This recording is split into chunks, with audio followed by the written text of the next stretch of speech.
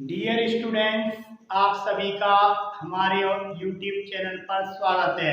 हम आपके लिए बेटा क्रैश कोर्स करा रहे हैं जिसमें 2 मंथ में आपको पूरा कोर्स कराया जाएगा और 100% नंबर आएंगे। इम्पोर्टेंट भी है और पूरा कोर्स भी है। कोई क्वेश्चन तुम्हें नहीं आता है तो आप उसे लिख के भेज सकते हैं, हम उसे सॉल्व करके यहाँ से भेज देंगे। बेटा ध्यान दीजिए, क्रैश कोर्स कर रहा है 10th क्लास के लिए। यूनिट हमने फर्स्ट पेपर रखी है। इसकी आज मैं लास्ट वीडियो बना रहा हूँ। उससे पहले आपको सभी टॉपिक देख लेना। आप बुक में एक तरफ से सभी टॉपिक्स और सभी अनसॉल्व के पेपर आपको कराए जाएंगे। तो देखिए, मैं अब अपना एक पहला क्वेश्चन इसमें लेता हूँ। तो ध्यान आपको ये रखना है बेटा कि वीडियो को लगातार लास्ट तक देखोगे और देखिए ध्यान से देखना होता है। कौन सा बच्चा किस तरह से तैयारी कर रहा है इस पर डिपेंड करता है कि आपके नंबर्स कितने आएंगे। अगर आप, मैं कह सकता हूँ कि आप 100% लिख रहे हो और 100% लिख रहे हो और याद कर रहे हो तो आपको 100% ही मिलेंगे, 99% नहीं। इसलिए कई बच्चे होते हैं वो टारगेट 100% का करते हैं, लेकिन 99 नहीं बोलते हैं। तो देखिए, पहला मैं क्वेश्चन लेता हूँ, आपसी कारक किसे कहते हैं। तो देखिए, ये नाम आपसी कारक बेटा किसे कहते हैं या क्या है, उदाहरण दीजिए, उदाहरण दीजिए। ये क्वेश्चन आया है आपका। देखिए, बोर्ड में कई बार कई सेटों में आपको ये क्वेश्चन मिलेगा। तो ऑक्सीकरण जो होती है, रिएक्शंस होती है, और ऑक्सी कारक जो होते हैं वे क्या होते हैं बेटा, पदार्थ होते हैं। ठीक है ना, तो पदार्थ होते हैं। तो ऑक्सी कारक किसे कहते हैं। तो देखिए, मैं लिख रहा हूं डेफिनेशन इसकी, बहुत आसान सी डेफिनेशन। ऑक्सी कारक लिखा मैंने। इंग्लिश कोई बच्चा लिखता है तो का यूपी बोर्ड में इंग्लिश लिखने के एक्स्ट्रा मार्क्स मिलते हैं आपको। देखिए, ऑक्सीडाइजिंग रीएजेंट या केवल एजेंट बेटा। तो देखिए, मैं छोटी सी आपको परिभाषा देता हूं। वे पदार्थ जो दूसरों का ऑक्सीकरण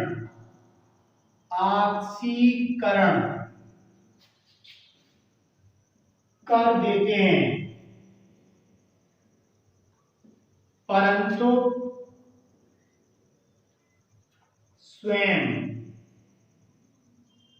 का अपचयन हो जाता है, ऑक्सीकारक कहलाते हैं। ऑक्सीकारक कहलाते हैं बेटा। सबसे ठीक है ना, ताकतवर ऑक्सीकारक कोई पूछता है आपसे तो F2 Cl2 Br2 I2 इसके उदाहरण ETC हैलोजन कहते हैं बेटा। हैलोजन वे पदार्थ जो दूसरों का तो ऑक्सीकरण करते हैं परंतु स्वयं का क्या हो जाता है, अपचयन। क्या कहलाते हैं, ऑक्सीकारक कहलाते हैं। जैसे उदाहरण F2 Cl2 Br2 I2 बेटा। इसके विपरीत क्वेश्चन समझ लो आप। प्रश्न नंबर 2 आना आपके लिए, ध्यान दीजिए। इसका विपरीत आपसे पूछा जाएगा, अपचायक किसे कहते हैं बेटा। उदाहरण दीजिए। तो देखिए, क्वेश्चन लिखा मैंने और सॉल्व कर रहा हूं जवाब मैं आपके लिए। तो देखिए, विपरीत कर दो इस परिभाषा को। तो सबसे पहले आप डालिए अपचायक हेडिंग डालिए। इंग्लिश लिखना चाहते हो आप तो बेटा रिड्यूसिंग रीएजेंट ध्यान दीजिए आप, रीजेंट। तो देखिए, वे पदार्थ जो दूसरों का क्या करेंगे बेटा, अपचयन कर देते हैं, परंतु स्वयं का ऑक्सीकरण हो जाता है, ऑक्सीकरण हो जाता है। क्या कहलाते हैं बेटा, अपचायक कहलाते हैं, अपचायक कहलाते हैं। इधर देखिए बेटा, जैसे बेटा फर्स्ट ए वर्ग के तत्व, जैसे Na, जैसे लिखोगे आपका जैसे हुआ Na, के MgCa EtC। तो मैं आपको बता रहा हूं कि एक परिभाषा के आधार पर आप दूसरा क्वेश्चन कर सकते हो, क्योंकि ये इसका अपोजिट होता है बेटा। तो वे पदार्थ, ठीक है ना, वे पदार्थ जो दूसरों का तो ऑक्सीकरण करते हैं, स्वयं का क्या होता है, अपचयन। नाम के विपरीत काम है इसका, ऑक्सीकारक कहलाते हैं। उदाहरण, दुनिया का सबसे प्रबल ऑक्सीकारक है F2, ठीक है ना।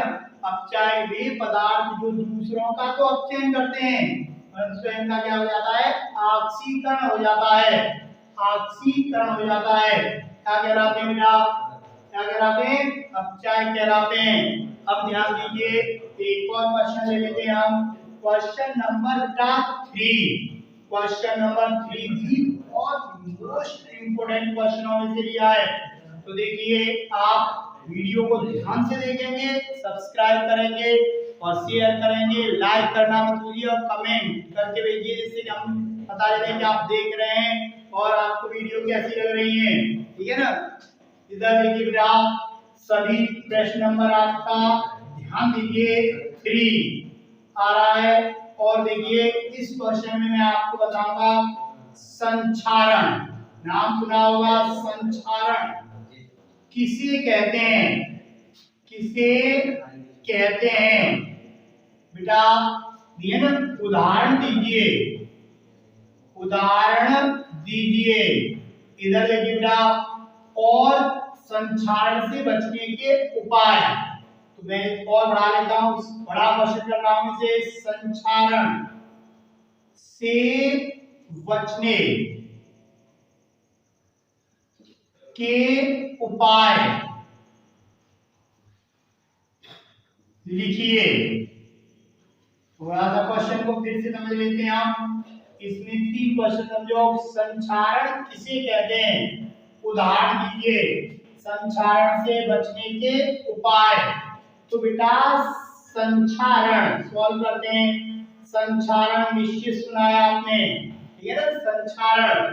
तो देखिए, इधर सभी ध्यान से इंग्लिश लिख लेते हैं, कोरोजन बेटा, नमी, वायु आदि की उपस्थिति में, बेटा उपस्थिति में, बहुत बड़ा किलो रन से तुम्हें समझाया जा रहा है, नमी वायु आदि की उपस्थिति में, ठीक है ना, धातुओं का धीरे धीरे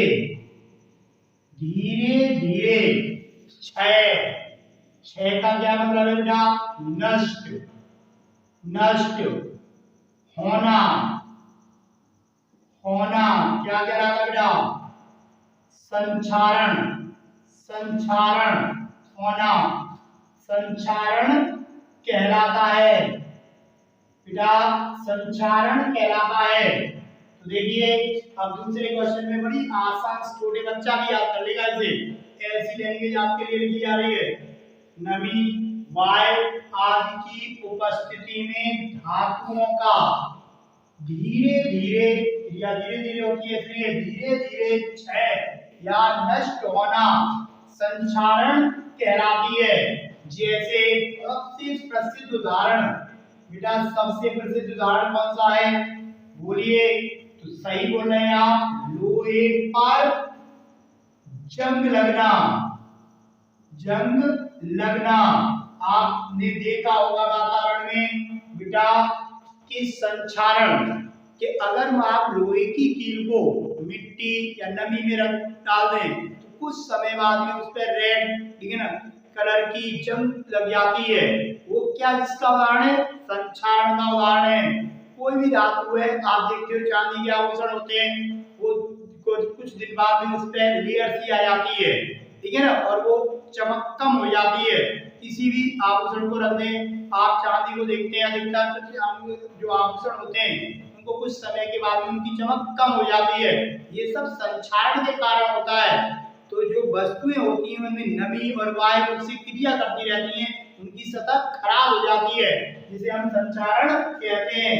नमी, वायु आदि की उपस्थिति में धातुओं का धीरे धीरे क्षय होना संक्षारण कहलाता है। जैसे लोहे पर जंग लगना, बेटा संक्षारण, ध्यान दीजिए, संक्षारण से बचने के उपाय, संक्षारण से बचने के उपाय, बचने के उपाय बेटा नंबर 1, अगर आपको संक्षारण से बचना है तो आपने घरों में देखा है कि जब जंगले वगैरह लगते हैं तो उन पर पिन कर देते हैं, रेड ऑक्साइड होती है, ठीक है, उसे कर देते हैं। क्यों? ठीक है, वो अच्छे तो लगते ही लगते हैं और आपको उसे जंगले को खराब नहीं होने देते। तो आप लिख सकते हैं पेंट करके, पेंट करके। बेटा दूसरा, ध्यान दीजिए, ग्रीस लगाकर, अगर आप उसकी सतह पर ग्रीस लगा दें, ग्रीस लगाकर, ठीक है, भी संक्षारण से सुरक्षा दी जाती है। तीसरा पॉइंट है आपका, ध्यान दीजिए, ग्रीस लगाकर लिख सकते हो तेल लगाकर, तेल लगाकर। और नंबर 4, ध्यान दीजिए, नंबर 4 पर क्या लिखोगे आप, ठीक है ना, एक धातु पर दूसरी धातु की परत चढ़ाकर, एक धातु पर दूसरी धातु की परत चढ़ाकर, धातु की परत चढ़ाकर, इसे क्या कहते हैं? यश दलेपन कहते हैं, यश दलेपन किसे कहते हैं? क्वेश्चन सुना हुआ, यश दलेपन किसे कहते हैं? तो एक धातु पर दूसरी धातु की परत चढ़ाना यश दलेपन कहलाता है। तो ये 4 पॉइंट, पेंट लगाकर, तेल लगाकर, ग्रीस लगाकर, एक धातु पर दूसरी धातु की परत चढ़ाकर। अब एक और बेटा आपको टॉपिक पढ़ाते हैं, अगला क्वेश्चन, बहुत ढंग से आप पढ़ते रहिए और वीडियो देखते रहिए आप, ठीक है ना। और मैंने क्या कहा है, सब्सक्राइब कीजिए, सबसे पहले लाइक कीजिए और अधिक से अधिक दोस्तों पर शेयर कीजिए। तो बेटा क्वेश्चन है विकृत गंधता, विकृत गंधता, नाम ही बता रहा है कुछ। विकृत गंधता क्या है, समझाइए, समझाइए बेटा। तो विकृत गंधता बड़ा सही, ठीक है ना, विकृत किसी चीज का विकृत होना, खराब होना, गंधता उसमें गंध आना, ठीक है ना, क्या आना? गंध आना। तो इसे रेनसिडिटी कहते हैं, रेनसिडिटी कहते हैं। तो बेटा जो वसा युक्त, वसा युक्त, ठीक है ना, या तेल युक्त, तेल युक्त खाद्य पदार्थ, ठीक है ना, खाद्य पदार्थ लंबे समय तक रखने पर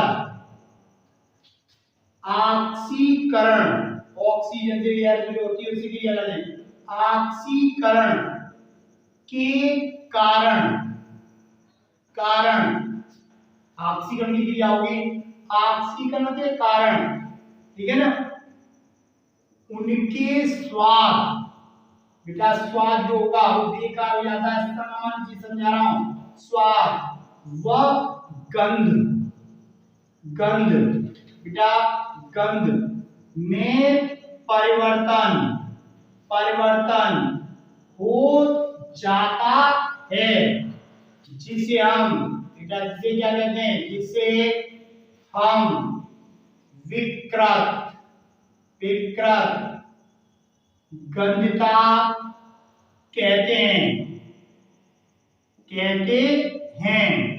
बेटा जैसे आप सब्जी को रख देते हैं, खट्टी हो जाती है और खाने में भी स्वाद खत्म हो जाता है, जिसे हम क्या कहेंगे, विकृत गंधता। ये तो सामान्य उदाहरण है, ठीक है ना। कोई भी चीज को आप खाद्य पदार्थ को रख दीजिए, कुछ समय के बाद उसमें गंध आने लगती है, ठीक है ना, और उसका स्वाद बेकार हो जाता है, खाते भी नहीं है, ठीक है ना। तो वो किसके लिए होता है, ऑक्सीकरण के कारण। तो देखिए वसा युक्त व तेल युक्त खाद्य पदार्थों को लंबे समय पर रखने पर, लंबे समय तक रखने पर ऑक्सीकरण के कारण उनके स्वाद व गंध में परिवर्तन आ जाता है। इसे हम क्या बोलते हैं बेटा, क्या बोलते हैं, विकृत गंधता कहते हैं। और विकृत गंधता का अगर कोई कहता है उदाहरण, तो लंबे समय तक सब्जी को रखने पर खट्टी हो जाती है, तो इसे विकृत गंधता का। कोई भी खाद्य पदार्थ है लंबे समय तक रखने पर उसमें विकृत गंधता उत्पन्न हो जाती है, गंध में परिवर्तन हो जाता है। बेटा इसमें क्वेश्चन है कि कुरकुरे या चिप्स जो होते हैं उनका जो पैकेट होता है, ठीक है ना, उनमें आप देखते हो कुरकुरे तो कम होंगे, ठीक है ना, आवाज ही भरी होती है, उसमें कौन सी गैस भरी होती है, क्यों भरी जाती है, तो उसमें बेटा आप नाइट्रोजन गैस भरते हैं, क्योंकि नाइट्रोजन गैस में ऑक्सीजन रहेगा और ऑक्सीजन की क्रिया रुक जाएगी और वो खराब नहीं होंगे, इसी उनमें कौन सी गैस रखते हैं, नाइट्रोजन गैस। क्यों, विकृत गंधता से बचने के लिए आप करते हैं। बेटा कुछ ऑक्सीकारक पदार्थ आप देखते हो, अब ऐसी मिठाइयां बनी है जिनमें काफी समय तक रखने पर वो खराब नहीं होती हैं, उसमें प्रति ऑक्सीकारक पदार्थ मिला देते हैं। तो विकृत गंधता से बचने के लिए हम बेटा प्रति ऑक्सीकारक, ऑक्सीकारक पदार्थ मिलाते हैं, ठीक है। प्रति ऑक्सीकारक पदार्थ जो ऑक्सीकरण नहीं होने जाते उन्हें हम प्रति ऑक्सीकारक पदार्थ कहते हैं। आपने अभी तक नहीं पढ़ा हुआ, टीचरों ने पढ़ाया है, कौन से होते बेटा ये ऑक्सीकारक, प्रति ऑक्सीकारक पदार्थ, मैं बताता हूं, BHA, BHA और बेटा दूसरा BHT, BHT फुल फॉर्म मुझे पता है, कुछ बच्चों को पता होगी, ये जो इससे पढ़ चुके उन्हें पता है, ध्यान दीजिए। तो ब्यूटारेटेड हाइड्रोक्सी एनिसोल और ब्यूटारेटेड हाइड्रोक्सी टोल्यूइन, ये पदार्थ खाद्य पदार्थों को ऑक्सीकृत नहीं होने देते और गंध उत्पन्न नहीं होने देते। आप वीडियो को ध्यान से देखते रहिए और हमारे चैनल को सब्सक्राइब, शेयर और लाइक करना याद रखें। वीडियो देखने के लिए धन्यवाद।